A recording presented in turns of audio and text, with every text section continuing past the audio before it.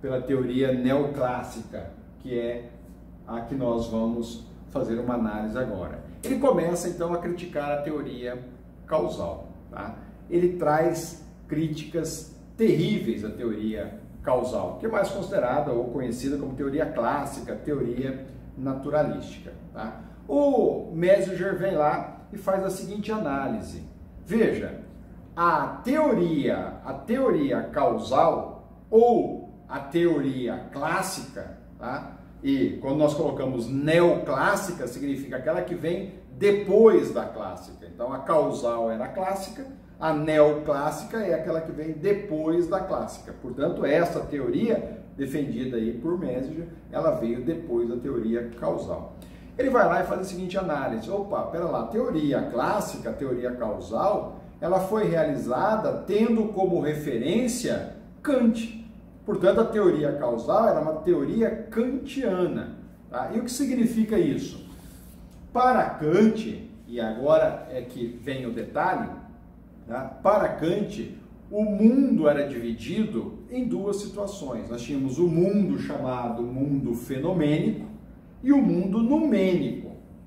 Para o mundo fenomênico, os fatos eram os considerados objetivos, ou seja, aqueles que vivíamos. Era o nosso dia a dia, era aquilo que você olhava e via. Isso era o mundo fenomênico. Enquanto o mundo numênico é o mundo espiritual, é o mundo do desejo, é o mundo da mente, é aquele que está dentro da sua cabeça. Então você tinha dois mundos, o fenomênico, isso para Kant, o mundo fenomênico e o mundo numênico. Portanto, a teoria clássica, ela era kantiana. Por quê? Para ela, o fato típico era voltada para o mundo fenomênico.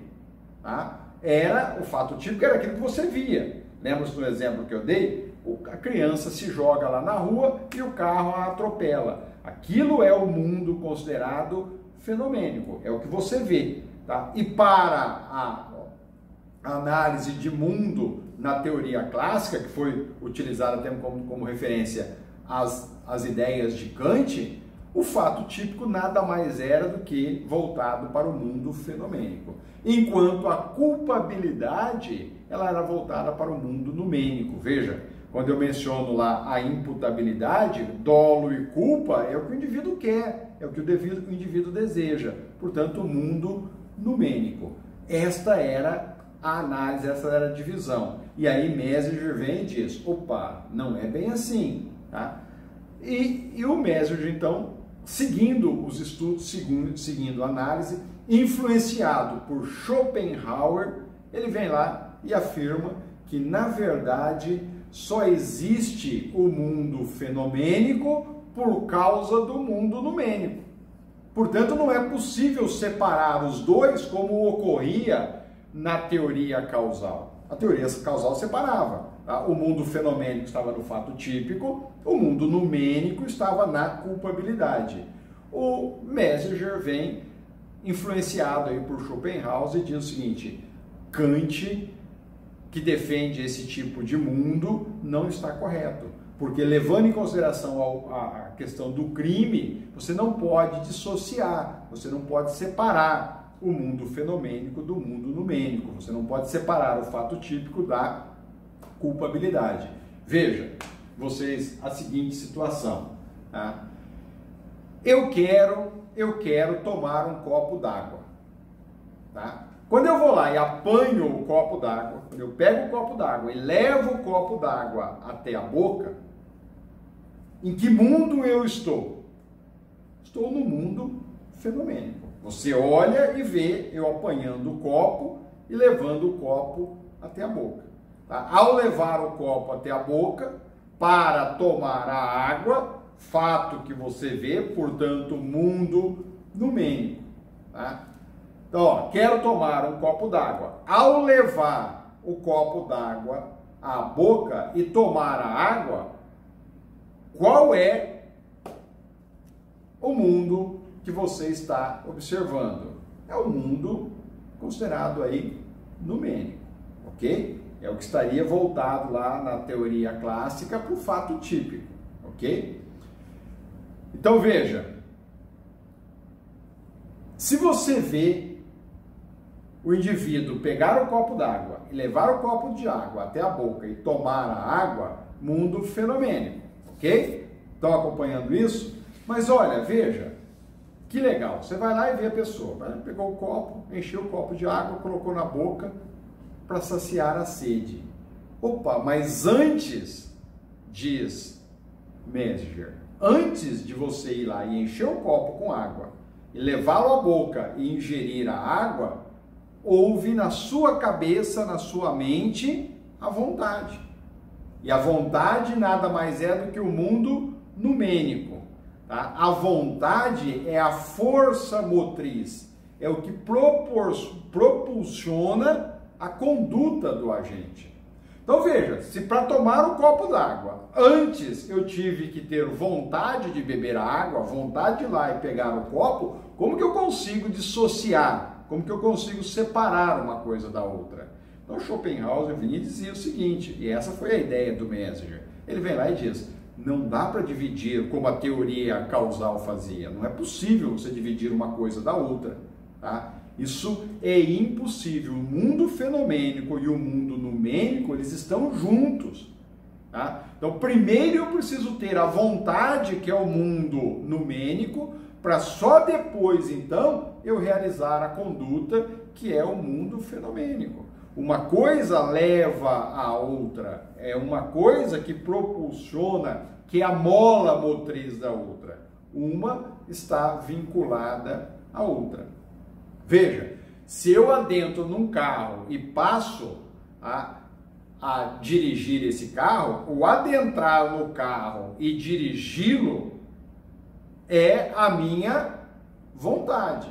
A direção desse carro é a finalidade, se eu vou para a direita ou se eu vou para a esquerda. Portanto, o carro é a vontade, mas a direção é a finalidade. A vontade de beber água, mas a finalidade de saciar a sede é que provocou a ação, é que provocou a conduta. Daí a chamada teoria neoclássica, teoria que veio depois da teoria clássica. Agora já dizendo, opa, a teoria causal tem defeito. Não dá para separar o fato típico da culpabilidade. Uma coisa está associada à outra. E aí, já entrando aí no século XX, nós temos então o Elzel, que desenvolve a chamada teoria finalista da conduta, ou teoria finalista do crime. Tá? E agora, o Elzel, e é essa teoria que se aplica até hoje no direito penal brasileiro, teoria finalista, agora tem como referência a teoria neoclássica, tá? Onde o dolo e a culpa, foram transferidos. Olha aqui onde está o dolo e a culpa, veja, no gráfico anterior que eu passei para vocês, o dolo e a culpa era analisado aqui na culpabilidade. Veja que eu tinha imputabilidade mais dolo ou culpa, que era a análise da teoria clássica. Tá? A teoria neoclássica, que colocou esse defeito, diz, opa, eu não posso dissociar uma coisa da outra. Tá? Aí vem a teoria finalista, tá? Desenvolvida aí pelo Elzel, já lá no século XX, tá? E diz o seguinte, olha, se eu não posso dissociar uma coisa da outra, o que eu tenho que fazer? Eu tenho que pegar o dolo e a culpa que está aqui na culpabilidade e transferi-lo para o fato típico. Olha a diferença, na teoria causal, o dolo e a culpa você analisava aqui junto com a imputabilidade. Agora, pela teoria finalista, o dolo e a culpa vem aqui. Então veja, como ficou o gráfico agora? Compara um com o outro, conforme eu passei aí para vocês. Agora, no fato típico, você analisa a subsunção, ou seja, você apanha o fato e o verifica se tem uma norma o descrevendo, tá? Se o indivíduo não estiver agindo em estado de necessidade, legítima defesa, estrito cumprimento do dever legal ou exercício regular do direito, ou seja, se não estiver presente uma das 4 causas prudentes da ilicitude, o fato é ilícito. Portanto, basta isso para a teoria finalista? Não.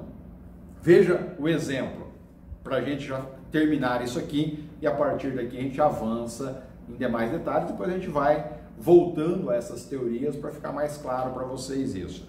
Imagine vocês a seguinte situação, você vê Veja, você está vendo, você está verificando que um indivíduo passa perto de você,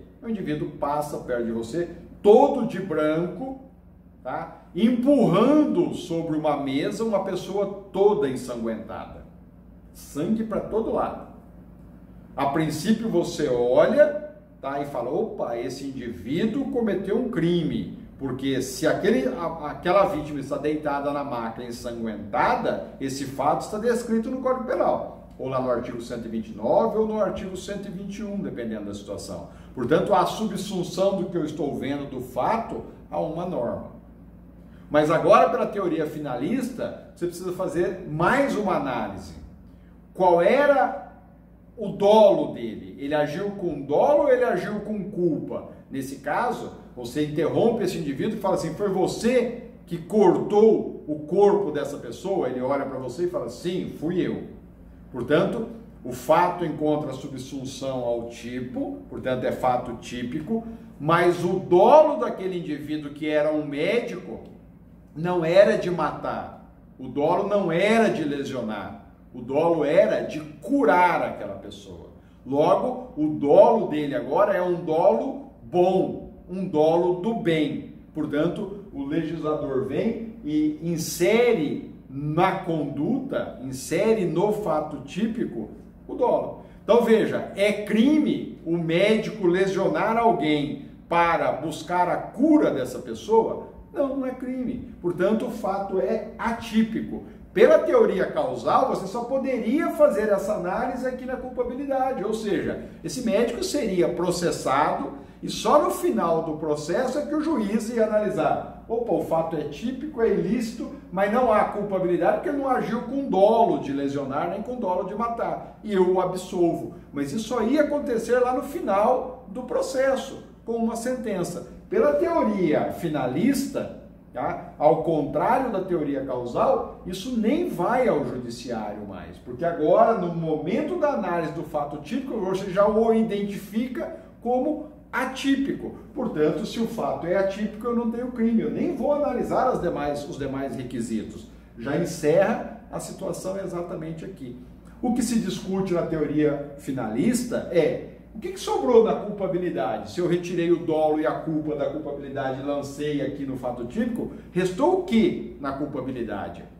Mas quando o dolo estava aqui, ó, dentro desse dolo que foi transferido para cá, ficou ainda a consciência da ilicitude, que é uma forma de dolo que não foi extraída da culpabilidade, e a inexigibilidade de conduta diversa, que são situações que nós vamos analisar individualmente mais adiante. A culpabilidade é um tema bastante amplo e complexo, que nós vamos deixar para dar um pouco mais de detalhes lá adiante. Portanto, no direito penal brasileiro hoje, crime é todo fato típico, ilícito e culpável, levando em consideração vocês que no fato típico você analisa a subsunção formal do fato à norma, mais a existência de dolo ou de culpa do agente. Nas excludentes, na ilicitude, você só analisa se o indivíduo, ao realizar o fato descrito na norma dolosamente, se fazia presente uma das causas excludentes. Ou seja, se ele estava em estado de necessidade, não há crime. Se ele estava em legítima defesa, não há crime.